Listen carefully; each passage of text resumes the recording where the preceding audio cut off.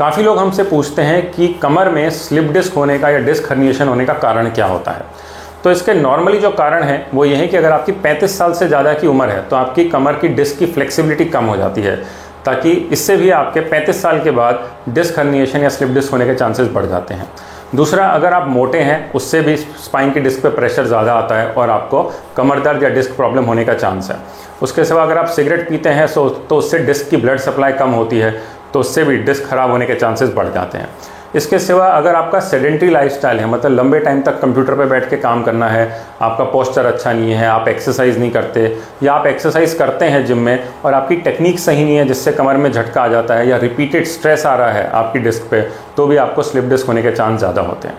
इसके सिवा अगर कभी कमर में चोट लग गई हो या झटका आ गया हो जिसमें डिस्क फट गई हो, तो वो भी एक कारण रहता है जिससे कि डिस्क की प्रॉब्लम ज़्यादा कॉमनली देखी जाती है। इसके सिवा एक कारण ये भी है कि अगर आपको लंबे समय तक ड्राइव करना है या ट्रैवल करना है तो इसको हम vibrational injury to the disc कहते हैं। ये भी एक बहुत कॉमन कारण है जिन लोगों की लंबी ड्राइविंग या ट्रैवलिंग रहती है उनको कमर में दर्द होने का। तो ये नॉर्मली 10 कारण हैं जिनसे कि स्लिप डिस्क होने की पॉसिबिलिटी काफ़ी बढ़ जाती है।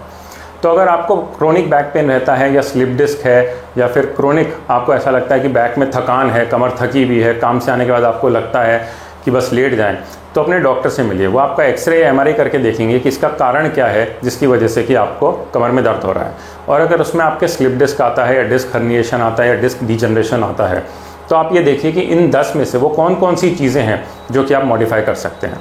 अगर आपकी उम्र 35 से ज़्यादा है, आप स्मोकिंग करते हैं, मोटे हैं, एक्सरसाइज नहीं करते या एक्सरसाइज गलत तरह से करते हैं, या कभी कमर में चोट लगी है, या बैठने का पोस्चर आपका अच्छा नहीं है, या आपकी ट्रैवलिंग बहुत ज़्यादा रहती है, तो आप इनमें से देखिए आप किस चीज़ को मॉडिफाई कर सकते हैं ताकि आपकी स्लिप डिस्क वहीं रुक जाए या फिर आप उसको रिवर्स कर पाएँ। तो अगर हम इसके इलाज के बारे में देखें तो आपको अपना पोस्चर सही रखना चाहिए, वेट सही रखना चाहिए, एक्सरसाइज कमर की अच्छे से करनी चाहिए। अगर आप जिम जाते हैं तो अपनी टेक्निक सही रखें ताकि कमर पे लोड ना आए।